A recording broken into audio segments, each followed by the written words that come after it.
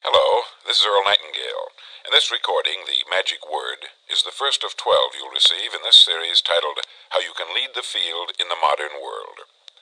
Before we start, I'd like you to know that I'm not going to try to tell you how to live your life. That's none of my business, nor is it anybody else's business. That's your business.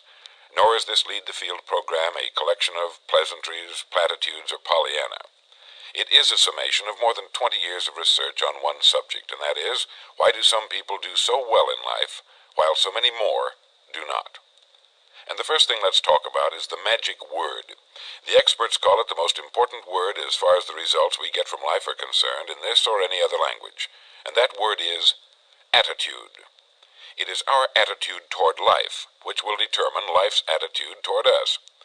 Let's face the fact honestly that we shape our own lives, and the shapes of them will be determined by our attitudes. A person with a poor attitude toward learning, for example, isn't going to learn much until he changes his attitude. If we take the attitude that we cannot do something, we generally will not do it. An attitude of failure, and we're whipped before we start. So we know then that what we receive from life, what we accomplish or fail to accomplish, is due in large measure to our overall attitude. William James of Harvard University put it this way: "The greatest discovery of my generation is that human beings can alter their lives by altering their attitudes of mind." And isn't it wonderful that we have this measure of control? Before we start talking about our attitude toward the world, let's talk about our attitude toward ourselves, since it is the attitude we take toward ourselves which determines our attitude toward the world. Now right here we come to a rather strange fact. We're so familiar with ourselves, we tend to take ourselves for granted. We tend to minimize the things we can accomplish, the goals we can reach, and for some equally strange reason, believe others can accomplish things in our field which we cannot. There are literally millions of human beings living narrow, darkened, frustrated lives, living defensively, simply because they take a defensive, doubtful attitude toward themselves, and as a result, toward life in general. Many people are suspicious of and oppose change, yet change is the one thing in life on which we can absolutely count. People who stay young all the years of their lives not only welcome change, but see it for what it really is: new opportunity, new chances for further fulfillment. Attitude is a reflection, a result of a person's will. It is incalculably powerful. It can bring about marvelous results for us, but we need to train it patiently, day by day. Now let's talk about the attitudes of people who are successful. The top 5% of the people who go sailing through life from one success to another, and who, even when they fail at something, shrug it off and head right out again. No matter who the person is or what he does, men and women in sales, business executives, people in all the professions, wives and mothers, students, top people in the armed forces, public servants, men and women in the service of religion, working men and women in all fields of endeavor, wherever you find a person doing an outstanding job and getting outstanding results, you will find a person with the right kind of attitude. These people take the attitude toward themselves that they can accomplish what they set out to accomplish, that there's no good reason on earth why they can't be competent, successful. They have a healthy attitude toward themselves and, as a result, toward life and the things they want to accomplish. And because of this, they achieve some remarkable things, and they come to be called successful, outstanding, brilliant, lucky, and a lot of other things. They're quite frequently no more brilliant or outstanding than the majority of the people by whom they're surrounded. But they did develop the right attitude, and they found their accomplishments not too difficult, and many times surprisingly easy, simply because it seems that so few are really trying, really believe in themselves. Successful people come in all shapes and sizes and in widely varying degrees of intelligence, background, and so on. But they all have one thing in common. They expect more good out of life than bad. They expect to succeed more than they fail.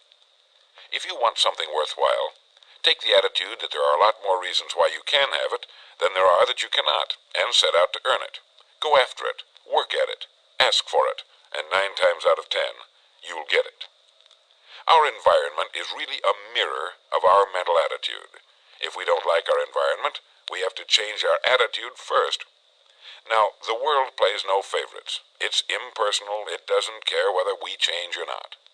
Adopting a good, healthy attitude toward life doesn't affect the world and the people in it nearly as much as it affects us.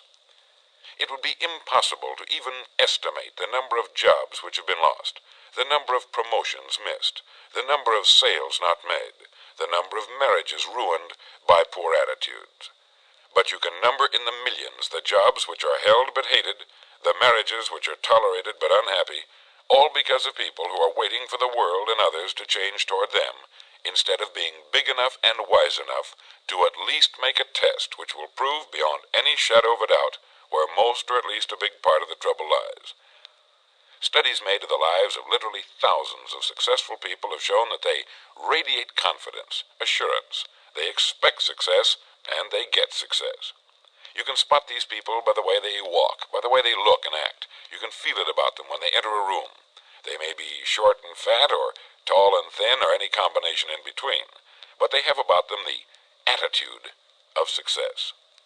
In the record Greener Pastures, I'll get into this next statement, but right now I want you to realize, if you don't already, that in 5 years or less, you can get right to the top of the work you're now doing. I know this, but the important question here is, do you know this? The minute you do know it, you'll have this right attitude I'm talking about. The easiest and most effective means of forming a good attitude habit is to begin to act as though you have a good, positive, expectant attitude toward life. That's right. Begin right now to walk, act, and look as though you belong to this group. If you're already in the top 5%, you'll know what I mean. If you've never tried it, you'll be amazed at what happens. Actions trigger feelings, just as feelings trigger actions. Now, let me tell you of a little test you can make which will prove beyond any shadow of a doubt that a good attitude can change a person's life as dramatically as walking from a darkened room into the bright, clear light of day. Not long ago I read a line which went, "Life is dull only to dull people." This is true, but it also could have read, "Life is interesting only to interesting people," or "Life is successful only to successful people." Now what I'm trying to say is that you must first become, mentally, from an attitude standpoint, that which you wish to achieve. A famous restaurateur was being interviewed by a reporter who asked, "When did you become successful?" He replied, "I was successful when I was sleeping on park benches, because I knew what I wanted to do and that I would do it." In short, his attitude had been one of success, of expecting success long before the material, the tangible rewards of success had been earned. We'll get into this particular phase of Lead the Field in record number 3, A Worthy Destination. But for now, remember that a person must act, look, and because of these things, feel successful before the success he seeks can come. Chances are you know people who seem to be what others call lucky. All kinds of good and wonderful things seem to happen to them, and they give the impression of happily sailing through life, having a wonderful time, and getting more accomplished in a year than most people do in 5. This has been figured out fairly scientifically, and if anyone will conscientiously go about the test I'm going to recommend, and stay with it every day for the next 30 days without fail, that person can join this small, happy, and extremely productive group of people. He'll find himself becoming lucky, as they say, and most of his problems will pretty well take care of themselves. Of this you can be sure. The results will be nothing short of amazing. Now, it makes no difference how good a person's attitude has been in the past. Anything can be improved upon, and it's the small refinements upon something already good that makes it great. So here's the test. For the next 30 days, act toward the world, everything and everyone with whom you come in contact, with the attitude which represents the kind of results you want to achieve. That is, if the result you want is more success in what you're doing, act as though you are already in possession of the success you seek. If you want others to treat you with admiration and respect, treat others with admiration and respect first. Have you ever stopped to think of this? Every human being on earth is the most important human being on earth as far as he or she is concerned. You may never get anyone to admit it, but it's a fact. So for the next 30 days, treat every person with whom you come in contact as the most important person on earth, remembering as you do so that as far as that person is concerned, he is. Now, the reason I say treat everyone in this fashion is mainly because this is the way human beings ought to treat each other, and because it will help you form a habit that will bring you amazing and delightful results for the rest of your life. Have you ever noticed that the higher you go in any organization of value, the nicer the people seem to become? You see, the bigger the person, the easier it is to talk to him, to get along with him, to do business with him. Do you know why? It's because he's got a good attitude, and people with the best attitudes just naturally gravitate toward the top. So for 30 days, act toward others and the world at large in exactly the same manner you want the world and others to act toward you. Treat your wife or husband as the person he or she really is, the most important person in your life, and the same with the children. Carry out into the world each morning for 30 days the kind of attitude you would have if you were the most successful human being on earth. And notice how it quickly develops into an habitual attitude. When a person does this, he should realize he has already placed himself on the road to what he seeks. He is right now in the top 5% of the people in this or any other country. He has prepared the ground and planted the seed. He has made of himself a magnet, an embodiment of that which he seeks. Before metal can be cast into a desired shape, the mold, the expectant receptacle, must first be fashioned. Before a building can be erected, the excavation must be made and the foundation laid. And before a person can achieve the kind of life he wants, he must become that kind of individual. He must think, act, talk, walk, and conduct himself in all of his affairs as would the person he wishes to become.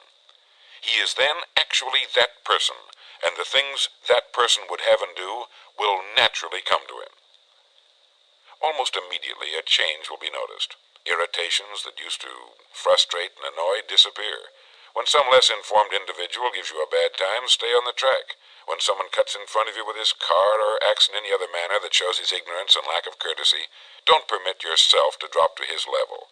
Pity him, for that's what he really deserves. That's the very group a person doesn't want to belong to, and if he acts like them, well, let's face it, he belongs with them. There's nothing in the world that men, women, and children want and need more than the feeling that they're important, that they're needed and respected.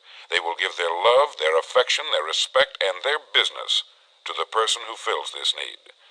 So the magic word is attitude. And in summing up, a few points to keep in mind. 1. It is our attitude at the beginning of a task which, more than anything else, will affect its successful outcome. 2.